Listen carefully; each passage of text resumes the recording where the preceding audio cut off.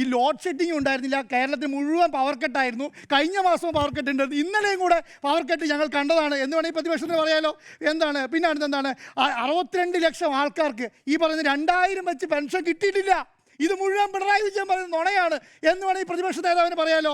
പിന്നാണ് കേരളത്തിലെ റേഷൻ കടയിൽ റേഷൻ കിട്ടുന്നില്ല, റേഷൻ മുഴുവൻ മുടങ്ങിയിട്ടുള്ളത്, ഇത് മുഴുവൻ കള്ളത്തരാണ് എന്ന് വേണമെങ്കിൽ പ്രതിപക്ഷ നേതാവിന് പറയാലോ. മത്സ്യത്തൊഴിലാളിക്ക് 2450 കോടി അവരെ പുനരധിവാസത്തിന് വേണ്ടിയിട്ട് മുടക്കിയിട്ടുണ്ട്. എവിടെയാണ് മുടക്കിയത്? ഏത് മത്സ്യത്തൊഴിലാളിക്കാണ് വീട് കിട്ടിയത് എന്ന് വേണമെങ്കിൽ പറയാലോ.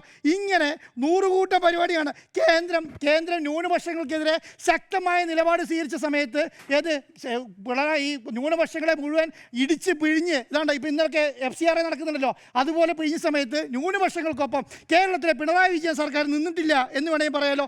ഈ പറഞ്ഞ പ്രവാസികൾ കടലിനപ്പുറത്തേക്ക് പോയല്ലോ, അവർക്ക് കേരള ലോകസഭ പോലെ വലിയ വലിയ പദ്ധതിയെ നടപ്പിലാക്കി അവരെ പുനരധിവസിക്കാൻ വേണ്ടിയുള്ള പദ്ധതികളൊന്നും കേരളത്തിൽ പിണറായി വിജയൻ നടപ്പിലാക്കിയിട്ടില്ല എന്ന് വേണമെങ്കിൽ പറയാലോ. ഒരു മിനിറ്റ് കഴിഞ്ഞില്ല മേഡം.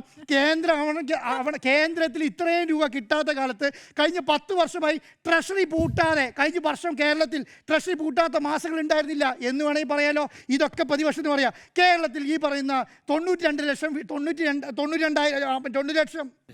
ലക്ഷം അപേക്ഷകൾ സ്മാർട്ടിൽ കൂടെ നടന്നിട്ടില്ല.